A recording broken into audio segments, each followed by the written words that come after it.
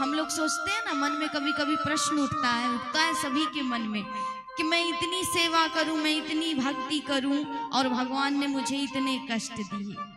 और सोचो, मेरे सामने वाला इतना धर्म करता है, पाप करता है, लेकिन उसके पास इतनी संपत्ति, इतना वैभव, इतना सुख है, लेकिन उसके पीछे भी कारण है महाराज।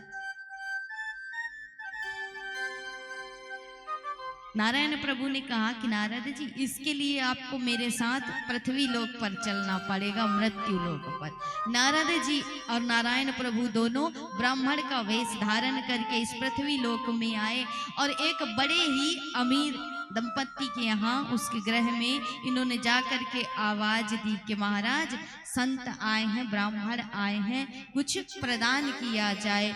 तो वो जो उस घर का आदमी था, बड़ा ही धनवान था, और धन आने के बाद किसको अभिमान नहीं आएगा। गोस्वामी जी पहले ही कह चुके हैं ना कि प्रभुता पाही काहि मद नाहि। महाराज, जिसके पास एक बार प्रभुता आ गई उसके पास अभिमान तो आएगा ही। तो अभिमानी था और क्रोध में आकर के कहा कि कुछ काम धंधा तो करते नहीं हो, इतने हट्टे कट्टे हो, चले आते हो मुंह उठा करके भीख मांगने के लिए।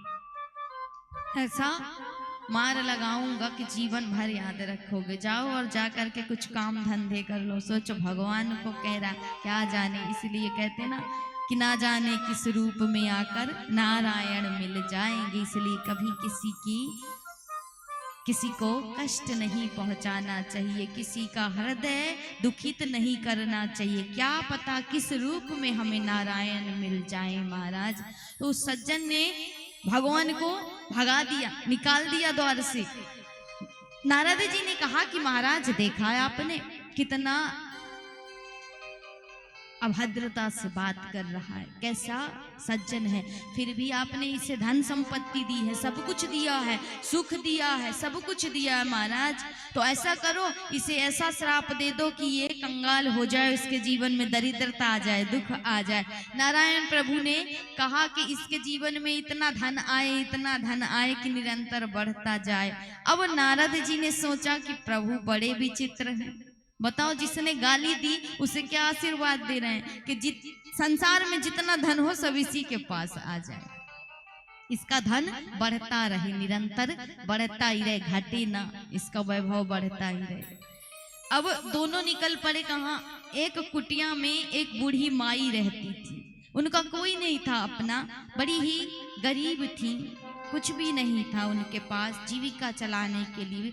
एक गाय थी उनके पास, उस गाय के सहारे अपने जीवन को यापन करती थी, उसी का पालन पोषण करती थी महाराज। भगवान पहुंचे, भगवान का बड़ा ही सुंदर उन बूढ़ी माई ने स्वागत किया, सुंदर आसन लगाया, भगवान को बिठाया और उनके सामने दुग्ध का पात्र रख दिया कि प्रभु मेरे पास यही है, आप आए हैं तो पाइए, और कुछ भी नहीं है जो मैं आपको प्रदान कर सकूं। नारद जी के नेत्र भर आए, सजल हो गए और कहा, महाराज, ये बूढ़ी माई आपका इतना भजन करती है तो इसे ऐसा वरदान दो कि ये जीवन भर सुखी रहे। तो भगवान ने क्या वरदान दिया कि इस बूढ़ी मैया के पास जो गाय है वो तत्काल मर जाए। वो गाय मर गई महाराज। नारद जी को बड़ा ही क्रोध आ रहा है कि भगवान कैसी विचित्र लीला कर रहे हैं। कहा, प्रभु ये लीला मुझे समझ में नहीं आई, जिसने अभद्रता की, आपको गाली दिया, उसको आपने धन वृद्धि का, धन बढ़ने का आशीर्वाद दिया, और जिसने आपकी इतनी भक्ति की उसको आप क्या वरदान दिए कि उसके पास एक ही जीविका का सहारा था, वो गाय, और उसको भी आपने मार डाला।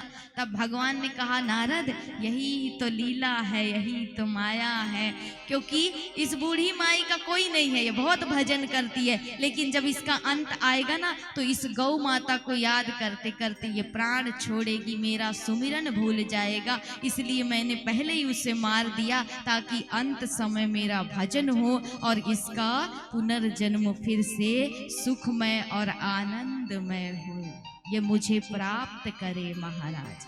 इसलिए मैंने ये किया। और वो जो सज्जन था जिसने मुझे गाली दी, मैंने इसलिए धन बढ़ाया कि ये इतना धन में पड़ जाए, इतना धन में पड़ जाए कि इसका हर जन्म पाप से ग्रसित हो और ये भोगता रहे, जीवन पर्यंत नरक की यातना में पड़ा रहे महाराज।